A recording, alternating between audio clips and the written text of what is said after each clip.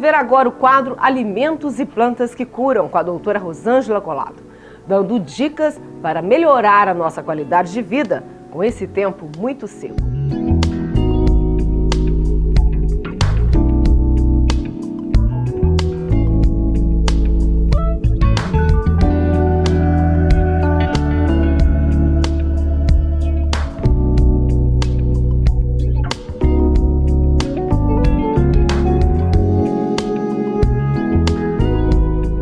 Hoje no quadro Alimentos e Plantas que Curam, a doutora Rosângela Colato está aqui novamente, mostrando todo o seu conhecimento na área, e vamos falar de um assunto referente ao clima que estamos vivendo, esse clima muito seco, que provoca algumas enfermidades. É sobre isso que a doutora vai falar agora. Doutora, clima seco, baixa umidade, quais são esses sintomas principais que as pessoas acabam se considerando quase doentes? Sim. Nessa época do ano em que a umidade relativa do ar está muito baixa, então nós temos vários problemas respiratórios. Além da umidade baixa, nós temos o problema das queimadas, que atinge a maioria dos estados do Sudeste, né, Centro-Oeste. E isso vem afetando diretamente na parte respiratória, tanto de crianças quanto de adultos.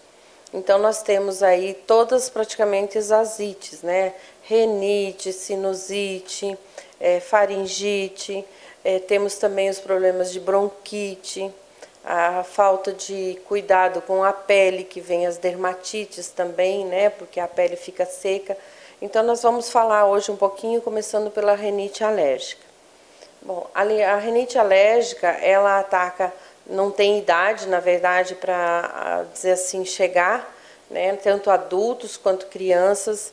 É um problema respiratório causado por alergia devido ao clima seco, falta de umidade do ar. Isso faz com que a parte superior dos nossos respiratórios, né, fiquem secos, desidratados. Então eles começam a irritar, coçar, e aí isso tudo dá um congestionamento nasal, os olhos ficam lacrimejantes, vermelhos, e aí as pessoas se sentem mal, elas não conseguem dormir direito, se alimentar direito, a parte do paladar fica ruim, fica sem sabor as coisas, e tudo isso afeta principalmente as crianças, porque o adulto ele consegue driblar essa situação.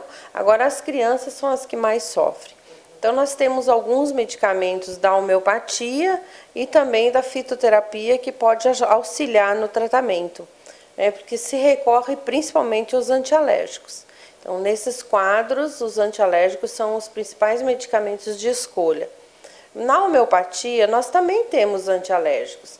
Nós temos o pulmohistamino, que age diretamente nos processos alérgicos, o histamino mesmo, e aí vem também a Briônia, a Dulcamara, são tudo plantas de forma homeopaticamente preparadas que dão um bom resultado nos tratamentos da rinite alérgica.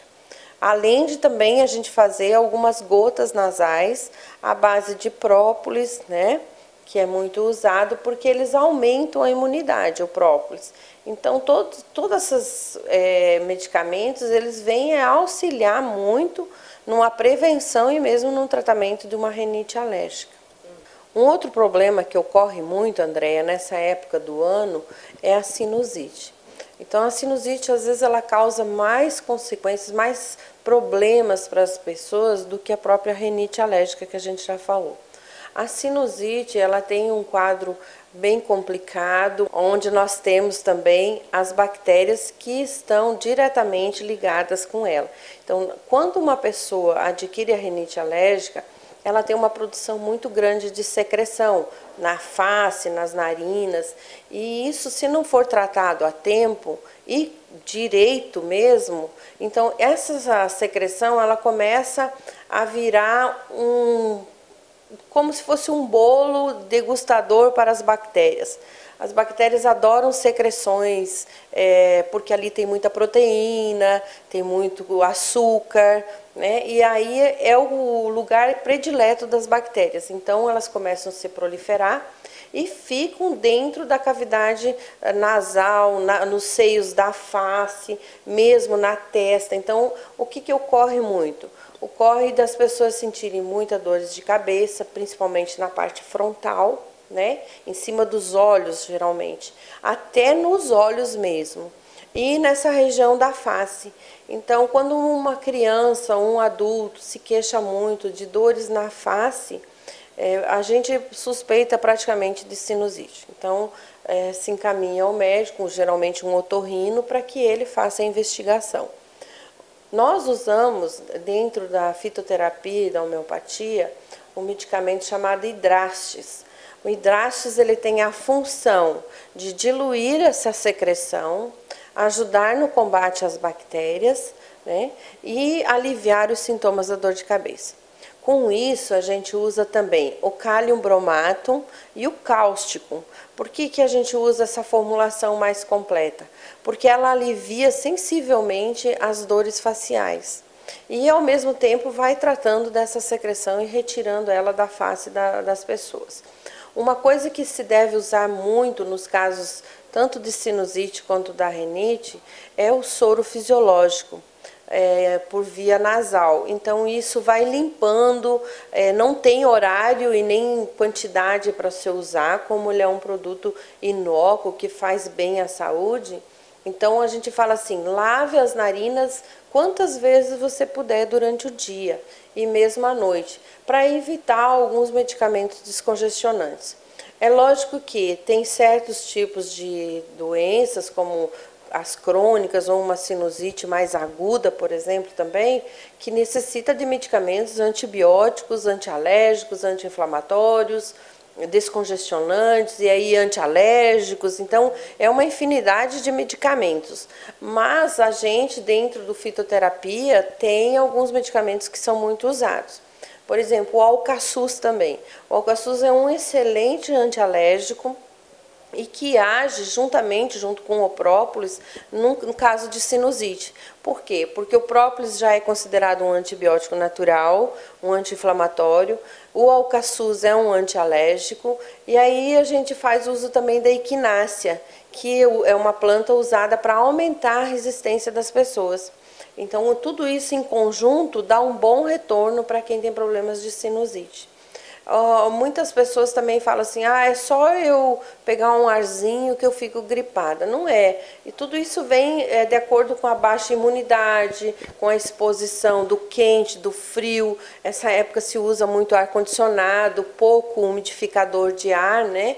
Então, tudo isso aí contribui para aumentar os quadros de sinusite. As crianças, eu diria que novamente são as que mais sofrem nesses quadros. Às vezes tem crianças pequenas com sinusite. E aí, assim, chega a cortar o coração, porque você vê uma criança pequena já com um quadro evolutivo de sinusite, é complicado. Isso quer dizer que provavelmente a vida inteira dela ela vai ter uns quadros esporádicos de sinusite ou também de rinite alérgica. Quem nasce com um quadro alérgico, de rinite, algo assim, é difícil você melhorar completamente, você, vamos dizer, curar esse quadro, porque o processo de alergia ele já vem com a pessoa. Então, tem umas pessoas que são mais imunes, que têm uma imunidade melhor, tem outras que têm quadros extremos de alta gravidade em termos de alergia e de sinusite. Então, sempre tem que ter uma boa avaliação do médico, ou o pediatra, ou o otorrino. Eu ia comentar justamente a questão dos umidificadores, né? Qual a importância deles nesse processo e se a gente pode colocar algum tipo de medicação homeopática, fitoterápica dentro ou não, ou realmente é só a água mesmo? A gente pode usar a água, o soro fisiológico pode ser feito em casa também, né? Pode-se usar, na homeopatia, a gente costuma usar o pulmoestamino. Por quê? Porque ele melhora as vias respiratórias, ele dilata as vias respiratórias para criança ou adulto respirar melhor. E geralmente nessa época é o que tudo se fecha. Então, quando você apresenta um quadro de alergia, a tendência dos nossos brônquios é eles se fecharem. Uma questão de proteção também. Então, o pulmohistamino, ele é uma homeopatia que pode ser adicionado dentro da água na hora de se fazer até uma nebulização, quanto o uso do umidificador. Ele não tem contraindicação, mas a maioria das vezes se usa só água. Ok, doutora, essa foi a doutora Rosângela Colato falando hoje sobre rinite alérgica e a sinusite, que são problemas que tanto adultos como crianças estão passando nessa época de tempo muito seco. No próximo programa, a doutora Rosângela vai falar sobre os problemas da pele, a questão da hidratação, também referente a esse tempo, aqui no quadro Alimentos e Plantas que Curam.